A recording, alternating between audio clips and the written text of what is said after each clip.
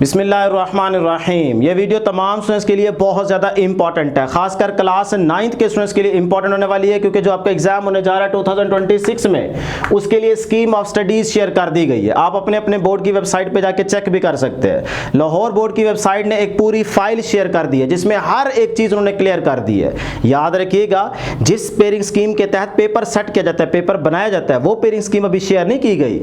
ये आपके पास scheme of studies है, मतलब हर सब्जेक्ट के अंदर जो कंटेंट है, जो आपने पढ़ना है, वो आपको बताया गया है। कितने मार्क्स का पेपर होगा वो बताया गया है, कितने मार्क्स वाला पास है ये बताया गया है, किस तरह से आपने पेपर देना है, पेपर के अंदर एमसीक्यूज किस तरह के आएंगे, शॉर्ट क्वेश्चन कितने होंगे, एक्सरसाइज से कितने होंगे, इंटरनल कितने होंगे, लॉन्ग क्वेश्चंस कितने होंगे, कितने वाला पास है, कितने वाला फेल है। अगर आप एक क्लास 9th के अंदर सारे सब्जेक्ट में फेल हो जाते हैं तो क्या फिर आपका उसी बोर्ड से दाखिला जा सकता है, नहीं जा सकता। बहुत सारे पॉइंट्स उन्होंने क्लियर कर दिए। कौन से इंक वाला पेन आप यूज कर सकते हैं, किस तरह से अपने पेपर अटेम्प्ट करना है, बहुत सारे पॉइंट्स उन्होंने शेयर कर दिए। वो फाइल आप देखना चाहते हैं तो फाइल देख सकते हैं। अदरवाइज जो इंपॉर्टेंट पॉइंट्स है ना, जो आपके लिए जरूरी है समझना, वो मैंने यहां पे सारे मेंशन कर दिए। ये आपको समझा देता हूं, बस यही याद रखें, बाकी आपके काम के नहीं है। ठीक है, वो फाइल भी आप जाके देखना चाहें तो देख सकते हैं। लेकिन एक चीज जो मुझे समझ नहीं आ रही कि बाकी हर सब्जेक्ट का जो नया सिलेबस था उसके मुताबिक उन्होंने कंटेंट शेयर किया है, टॉपिक्स भी बता दिए कि ये टॉपिक्स आपने तैयार करने हैं। लेकिन जो सब्जेक्ट कंप्यूटर है, जिसके लिए बहुत ज्यादा बच्चे परेशान हैं, क्योंकि पिछले साल अगर देखें ओल्ड सिलेबस को तो उसमें टोटल 5 चैप्टर्स थे तो वो हो जाते थे। लेकिन इस बार 12 चैप्टर्स हैं, 12 चैप्टर्स हैं। समझ नहीं आ रही कि किस तरह से उनको पढ़ा जाए, तैयार किया जाए। और उसके अंदर फिर मटेरियल जो दिया गया वो भी अच्छा खासा समझने वाला है, कॉन्सेप्चुअल है। तो लिहाजा समझ नहीं आ रही कि भाई कंप्यूटर का पेपर किस तरह से सेट होगा और कितने चैप्टर्स में से बनेगा। तो जब पेयरिंग स्कीम आएगी तो उसमें देखेंगे कि भाई कौन से पेयर वो रखते हैं।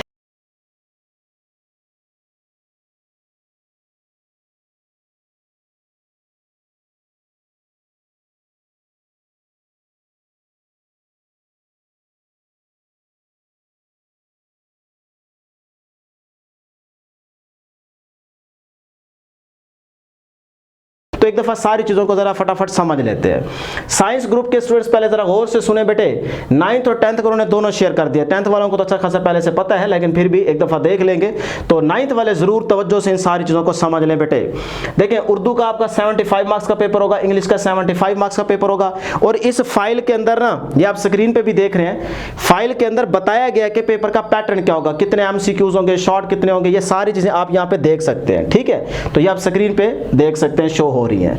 लेकिन मैं यहां पे जरा इंपॉर्टेंट चीजें बता दूंगा। इस्लामियात आपके पास 100 मार्क्स का होगा, ये सिर्फ आपको 9th में पेपर देना पड़ेगा। ठीक है, 10th में इस्लामियत नहीं होगी। तर्जुमतुल कुरान का पेपर 50 मार्क्स का होगा, 9th में भी और 10th में भी। पाक स्टडीज आपको सिर्फ 10th में देनी होगी, 9th में नहीं होगी, तो वहां पे भी आपको 100 मार्क्स का पेपर देना पड़ेगा। यहां देखें, इस्लामियात 100 मार्क्स की और यहां 10th में क्या आ गया, 100 मार्क्स का पाक स्टडी। अब आ जाए मैथ की बात करते हैं। 75 9 10th में। फिजिक्स आपके पास 30 मार्क्स का प्रैक्टिकल होगा, 60 मार्क्स का पेपर, और 10th के अंदर भी 60 मार्क्स का पेपर होगा। ठीक है जी। केमिस्ट्री के लिए भी 30 मार्क्स का प्रैक्टिकल और 60 मार्क्स की थ्योरी, यानी कि 9th का पेपर होगा और 10th का भी 60 मार्क्स का होगा।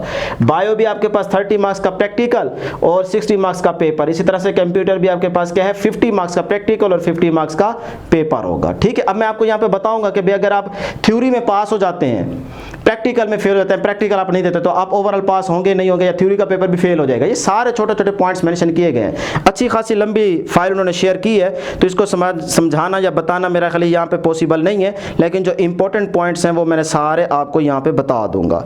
ये तो आपके पास सिंपल था साइंस ग्रुप के हर सब्जेक्ट के मार्क्स की तरतीब। अब आ जाए डियर स्टूडेंट्स, यहाँ पे जरा चीज़ों को समझते हैं। देखिए, ऊपर उन्होंने मेंशन कर दिया है कि भाई अगर आप 9th और 10th कर रहे हैं ना, तो फिर आपके पास इतना नॉलेज होना चाहिए कि अगर हम नॉलेज बेस्ड एमसीक्यूज दें या एप्लीकेशन बेस्ड दें, तो जो आपको कंटेंट हम दे रहे हैं हर सब्जेक्ट का, उसी में से ही आपसे एप्लीकेशन बेस्ड, उसके बाद जनाबे वाला नॉलेज बेस्ड, उसके बाद कंप्रिहेंसिव, इस तरह के क्वेश्चन हम आपसे पूछेंगे। ये आपको आने चाहिए। इससे हमें पता लगेगा कि भाई वाकई आप तालीम हासिल कर रहे हैं कि नहीं कर रहे हैं। ठीक है, तो ये तो उन्होंने ऊपर मेंशन कर दिए। अब जो पॉइंट इंपॉर्टेंट है ना, आपके लिए समझना जरूरी है, वो यहां से स्टार्ट हो रहा है। देखिए, पहली चीज नोट कर लें, सवालिया पर्चा जात के 3 हिस्से होंगे। आपके पेपर के 3 हिस्से होंगे। नंबर ए, हिस्सा मारूजी होगा। ठीक है, यानी कि जिनको आप एमसीक्यूज कहते हैं, और ये होंगे आपके पास 20%, यानी कि पेपर का 20% हिस्सा जो है वो आपके पास एमसीक्यूज का होगा। क्लियर। अब अगली बात बड़ी ही इंपॉर्टेंट है, ये वाली देखें, उन्होंने इस बार मेंशन कर दिया, ये फाइल आप चेक कर सकते हैं, लाहौर की वेबसाइट पे ये मौजूद है। उसमें वो कह रहे हैं जी अब ये जो एमसीक्यूज हम आपसे पूछेंगे ना, ये डायरेक्ट बुक की एक्सरसाइज वाले जो एंड वाले एमसीक्यूज है सारे वही नहीं आएंगे, उसमें से भी आएंगे लेकिन कुछ आएंगे, 5-6 एमसीक्यूज आएंगे। लेकिन अब हम आपसे ना ओ लेवल इम्तिहानात की तर्ज पर, पैटर्न पर, जिस तरह से ओ लेवल के पैटर्न में एमसीक्यूज होते हैं ना, उसी तरह से हम आपसे इस बार एमसीक्यूज पूछेंगे। तो ये आपके लिए एक नई चीज उन्होंने बताई है। इसका मतलब आपको अपने हर टॉपिक का कंसेप्ट 100% क्लियर करना है, तो ही आपके ये एमसीक्यूज क्लियर होंगे। अब ओ लेवल में देखते हैं आप, अगर पता नहीं आपने देखा है कि नहीं देखा, पेपर आपको देख लेना चाहिए कोई प्रीवियस बोर्ड का, ठीक है। लेकिन ये है कि उसमें ये होता है बेटे, जो एक टॉपिक होता है ना, उस टॉपिक सिर्फ वही लाइनें आपको तैयार नहीं करनी, उस टॉपिक के बारे में आपको अच्छी खासी नॉलेज होनी चाहिए। उसके आपको नॉलेज बेस्ड एमसीक्यूज, एप्लीकेशन, खासकर एप्लीकेशन बेस्ड एमसीक्यूज आपको आने चाहिए। वो अगर आपको आते हैं तो फिर आप ये सारे एमसीक्यूज अपने ठीक अटेम्प्ट कर सकते हैं। अदरवाइज प्रॉब्लम होगी कि अगर आप सिर्फ एक्सरसाइज के रट्टे लगा के चले जाएंगे, फिर आपका काम खराब हो जाएगा एमसीक्यूज के लिए। ये उन्होंने चीज मेंशन कर दी है। तो जिस तरह हम टॉपिक पढ़ा रहे हैं ना फिजिक्स के और मैथ की भी एक्सरसाइज हम सारी कवर करवा चुके हैं, और साथ साथ इंशाल्लाह आपको एमसीक्यूज भी तैयार करवाएंगे। और साथ ही मैं पोस्ट जो शेयर करता हूँ ना, कम्युनिटी पोस्ट शेयर करता हूँ, उसमें मैं सारे एमसीक्यूज कंसेप्चुअल आपसे पूछ रहा हूँ। डेली बेसिस पे हम 2-3 फिजिक्स के, 2-3 मैथ के एमसीक्यूज शेयर कर रहे हैं, वो आप जरूर अटेम्प्ट किया करो। इस चैनल के साथ जुड़े रहेंगे तो इंशाल्लाह मैथ और फिजिक्स की आपकी 100% अच्छे तरीके से तैयारी करवा दूंगा, ये गारंटी है। तो जरूर चैनल को सब्सक्राइब कर लो, चैनल के साथ जुड़े रहे। तो अब आ जाए जी अगली बात, देखिए बेटे, बी में वो कह रहा है मुख्तसर सवालात होंगे। मुख्तसर सवालात यानी कि शॉर्ट क्वेश्चंस।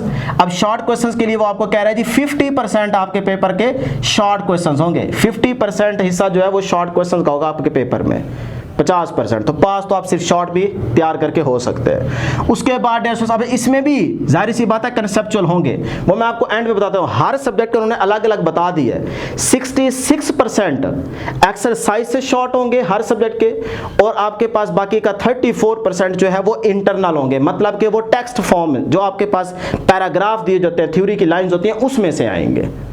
ये नोट कर लें, ठीक है, मैंने यहाँ पे एंड पे आपको बताना भी है।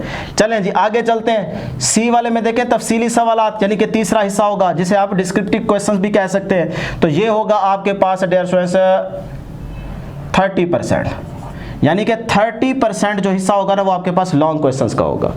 इस तरह से 3 हिस्से होंगे। अब आ जाए जो इंपॉर्टेंट पॉइंट है नंबर 7 वाला।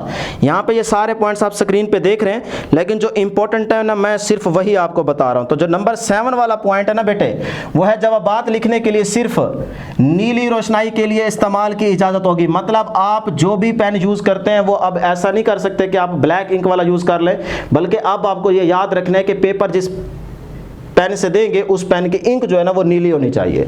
तो ब्लू इंक वाला आप पेन यूज कर सकते हैं, इसके अलावा कोई और नहीं कर सकते। ये उन्होंने यहाँ पे मेंशन कर दिया, तो इसका मतलब बस फिर ऐसा ही होगा, नहीं तो पेपर कैंसिल हो जाएगा आपका। उसके बाद अगली बात भी बड़ी इंपॉर्टेंट है, कहता है मिनी कंप्यूटर किस्म के कैलकुलेटर की इजाजत नहीं होगी।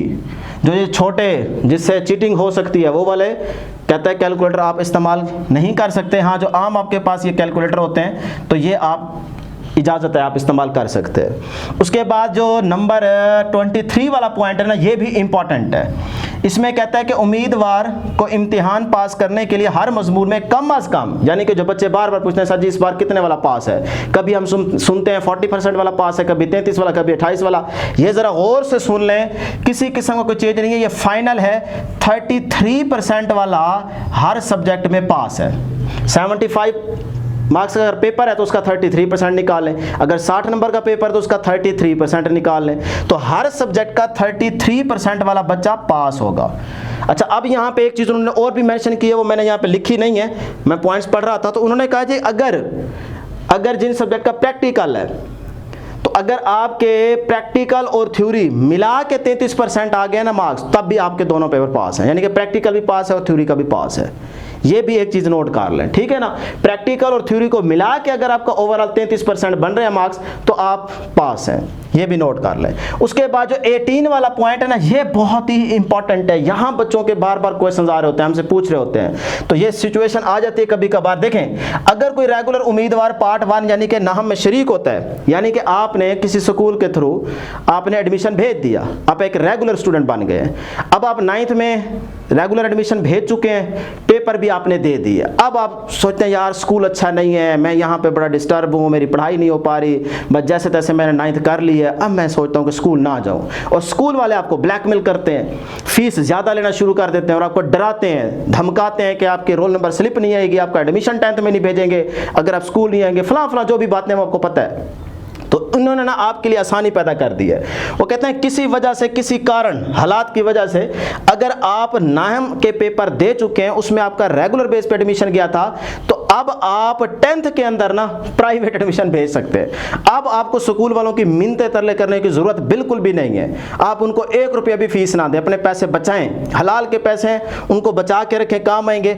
आप दाम जो है ना वो प्राइवेट कर लें। तो प्राइवेट आप दाम में यानी कि 10th में एडमिशन भेज सकते हैं। वैसे तो 9th 10th का भी भेज सकते हैं, लेकिन उन्होंने एक कंडीशन यहाँ पे बताई, पहले ऐसा नहीं होता था। पहले जहाँ से 9th की है फिर वहीं से आपको 10th करनी पड़ती थी, रेगुलर गया था तो रेगुलर। अब उन्होंने ये वाली कंडीशन आपको बता दी है, तो ये बहुत अच्छी न्यूज़ है आपके लिए, ठीक है ना। तो आप अपने स्कूल वालों से खासकर ब्लैकमेल नहीं होना। हम आपको यहाँ पे मुफ्त में पढ़ा रहे हैं, सिलेबस कवर करवा रहे हैं, फिजिक्स का, केमिस्ट्री का, मैथ का, बाकी भी आपको गाइड करते जा रहे हैं। तो स्कूल वालों को भी चाहिए कि आपको मुफ्त पढ़ाएं।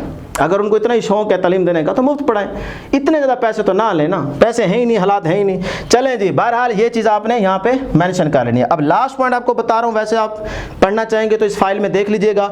ये भी पॉइंट इंपॉर्टेंट है कि 66%, जैसा कि इंग्लिश में उन्होंने मेंशन कर दिया पहले, बाकी सब्जेक्ट में भी किया हुआ है, देख लीजिएगा। 66% वो कहते हैं क्वेश्चंस होंगे फ्रॉम द एक्सरसाइज, ये नोट कर लें।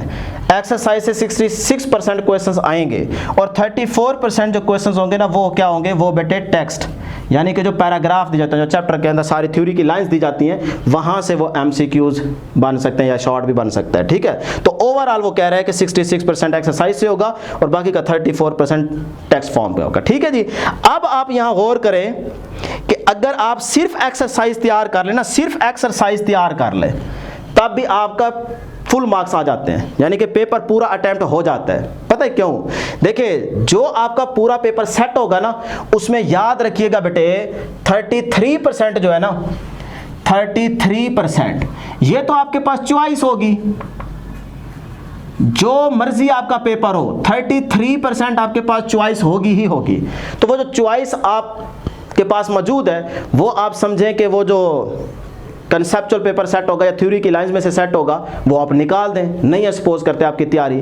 तो बाकी तो आप 66% से आप अपना पूरा पेपर अटेम्प्ट कर सकते हैं ना, क्योंकि 34% टेक्स्ट जो कि पैराग्राफ से बनेगा, इंटरनल यानी कि जिसको कह सकते हैं वो बनेगा। तो 33% चॉइस भी तो है ना, वो हिस्सा इसमें से निकाल दें, बाकी का तो आपको आना चाहिए।